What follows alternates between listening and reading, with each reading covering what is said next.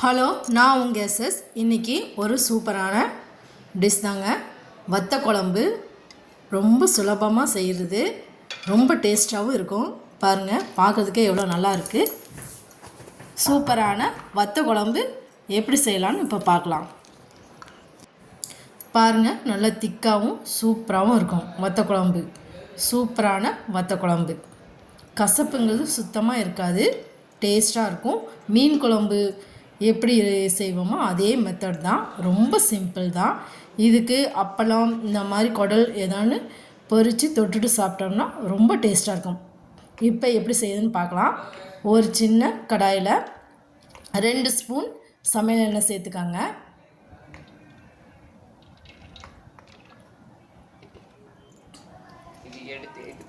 எண்ணெய் சேர்த்துட்டு எண்ணெய் நல்லா காஞ்சதுக்கு அப்புறம் நம்ம சுண்டை வத்தல் சேர்த்து நல்லா வதக்கிக்கலாம். இது நம்ம கடையில் வாங்கின சுண்டை வத்தலும் செய்யலாம், இல்லை நம்ம பச்சை சுண்டல் வாங்கி அதை தட்டி காய வச்சு கூட நம்ம செய்யலாம். அதுதான் நல்லது. எந்த ஒரு தூசு எதுவும் இல்லாமல் இருக்கும்.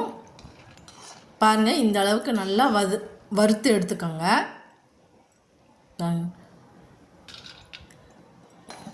வறுத்து எடுத்து தனியாக எடுத்து வச்சுக்கோங்க. அதே எண்ணெயில்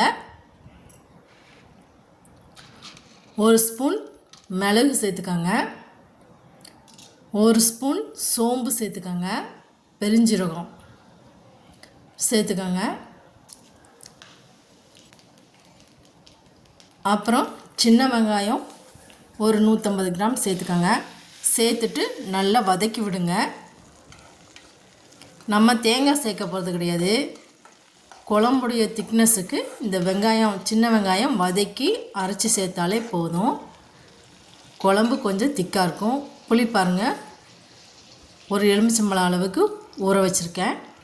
இந்த அளவுக்கு நல்லா வதங்கினதுக்கப்புறம் ஒரு தக்காளி சேர்த்துக்கலாம். ஒரு தக்காளியோ இல்லை 2 தக்காளியோ சேர்த்து அதுவும் கொஞ்சம் வதக்கி விடுங்க. கொஞ்சமாக வதங்கினா போதும்.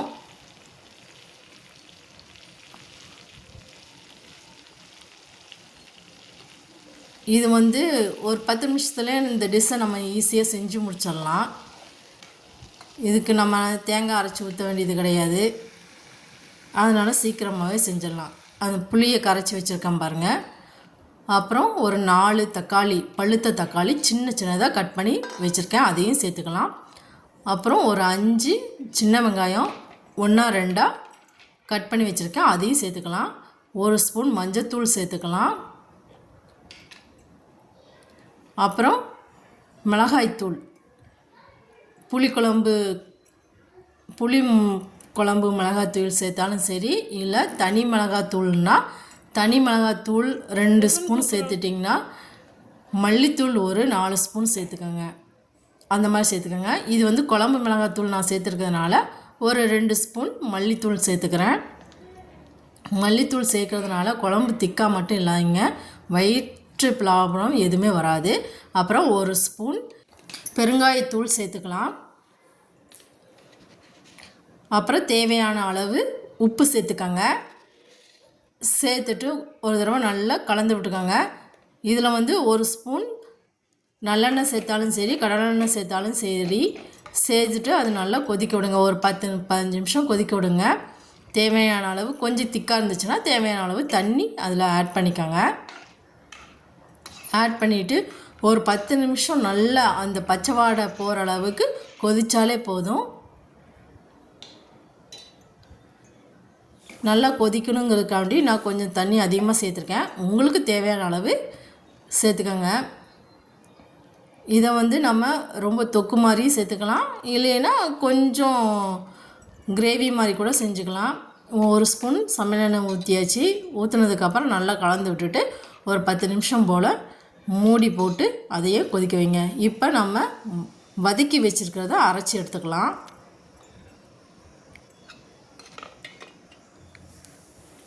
இது ரொம்ப சிம்பிள் தாங்க. இதுக்கு சின்ன வெங்காயம் தான் பெஸ்ட்டு. பெரிய வெங்காயம்னா கொஞ்சம் இனிச்சிட்ருக்கும், அதுவுமே டேஸ்ட்டாக இருக்கும். ஆனால் சின்ன வெங்காயம் ரொம்ப டேஸ்ட்டாக இருக்கும்.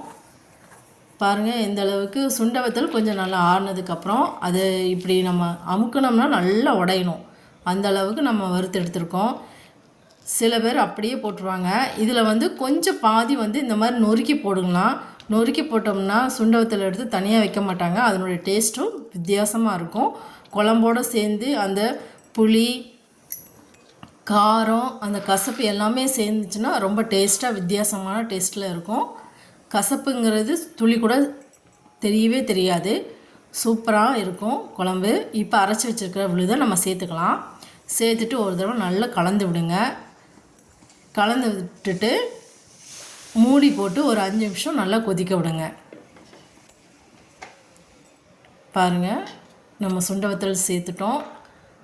கொஞ்சம் நொறுக்கி சேர்த்துருக்கோம். மற்றதெல்லாம் அப்படியே முழுசாக சேர்த்துருக்கோம். அப்புறம் நம்ம அந்த வெங்காயம் வதக்கி வச்சுருந்தா அதை அரைச்சி ஊற்றுனோன்னே எந்த அளவுக்கு திக்காக இருக்குது பாருங்கள். இது வந்து இந்த குழம்பு வந்து ஒரு 5-6 பேர் தாராளமாக சாப்பிட்லாம். இதை விட கொஞ்சம் நல்லா திக்காக வேணும்னா இதை விட நல்லாவே நீங்கள் வந்து தண்ணியை கொஞ்சம் குறைச்சிட்டு நல்லா கொதிக்க வச்சாலே போதும். இப்போ அதுக்கு தாளிப்புக்கு ரெடி பண்ணிடலாம். ஒரு கடாயில் 2 ஸ்பூன் சமையல் எண்ணெய் சேர்த்துக்கோங்க. நல்லெண்ணெய் சேர்த்தா ரொம்ப டேஸ்ட்டாக இருக்கும். நான் வந்து கடலெண்ணெய் தான் இப்போ இதுக்கு சேர்த்துருக்கேன். எண்ணெய் நல்லா காஞ்சதுக்கப்புறம் 1 ஸ்பூன் கடுகு சேர்த்துக்கோங்க.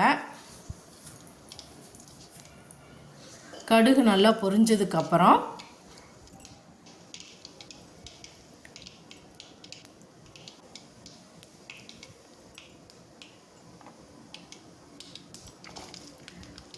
பதினஞ்சு பல் பூண்டு உரித்து வச்சுருக்கேன், அதையும் சேர்த்துக்கலாம்.